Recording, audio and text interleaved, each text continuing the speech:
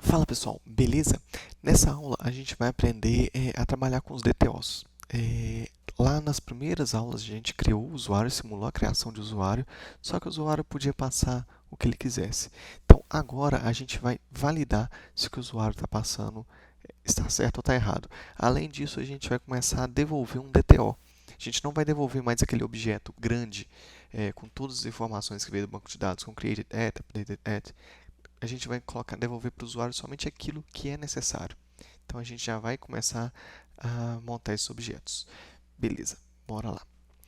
Então, primeira coisa que a gente vai fazer é criar, bloquear do usuário não conseguir. Vamos olhar na documentação como que faz isso. Isso seria um pipe. Pipe validate custom pipes object validate pipes class. Esse aqui é um class validator. Então a gente vai importar esse aqui, vai instalar esse daqui no nosso projeto. Bora ver aqui, instalando. Enquanto ele vai instalando, a gente olha aqui o que é que precisa. Lá no nosso DTO a gente vai colocar algumas validações.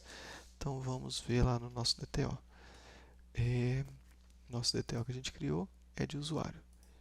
Só que já não é uma interface mais, é uma classe. Class. Ok. E aqui name @is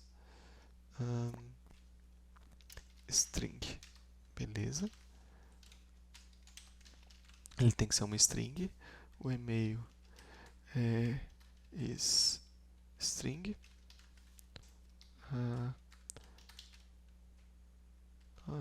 No.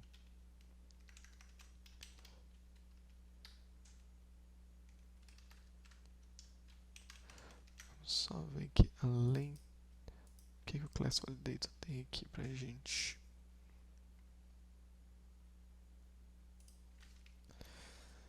Is string, ok. Perfeito, que ele já está ensinando como coloca o injectable. Okay, vamos colocar aqui o básico is string, tem que ser uma string também. Tem que ser uma string. Tem que ser uma string. Ok. Beleza, então a gente já tem todos os dados aqui. Algum deles é opcional? Não, não tem nenhum que é opcional. Todos são obrigatórios. Ok. Agora a gente vem aqui no nosso controller e a gente vai colocar agora para os pipes. Os pipes a gente vai colocar o validation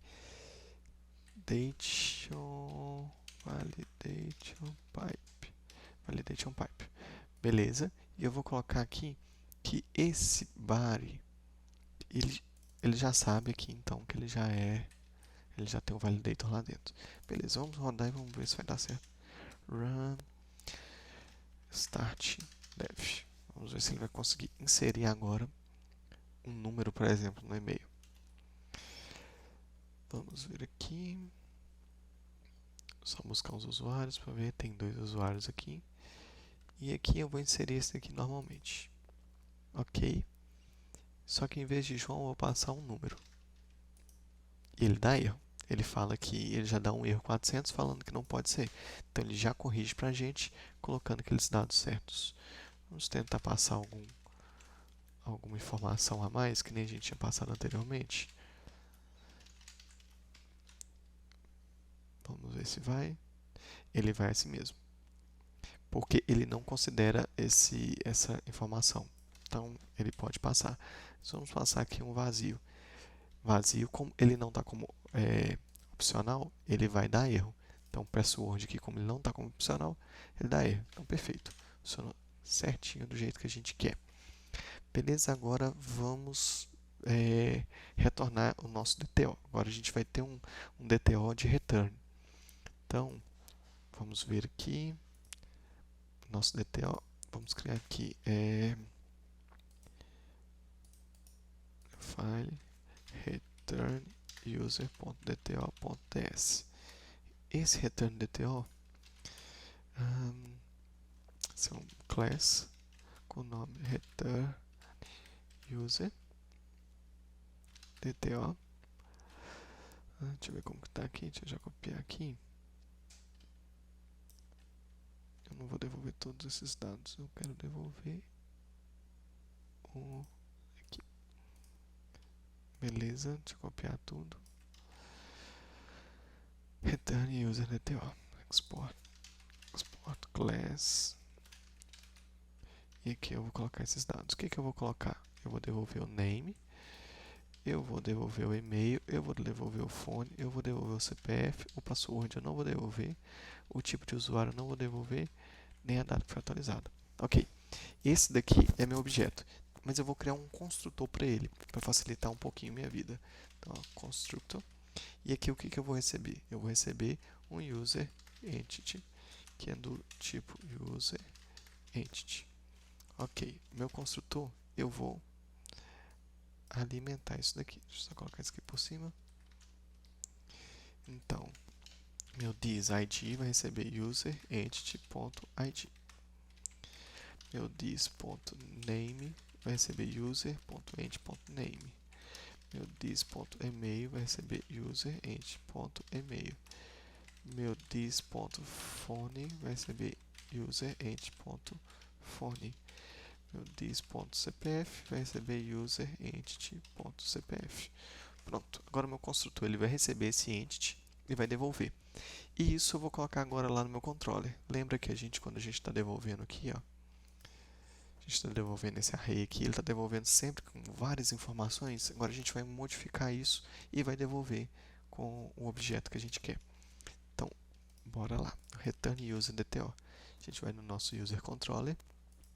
No nosso get aqui, a gente não vai retornar mais um array de user. A gente vai retornar um return user DTO. Só que o que acontece? Salvar aqui. Esse daqui a gente vai pegar ele e a gente tem um array ali, um array de user entity. A gente vai converter ele em um array, tem que ter um await.map, um array de user entity, e a gente vai dar um new return user DTO e a gente vai passar user entity.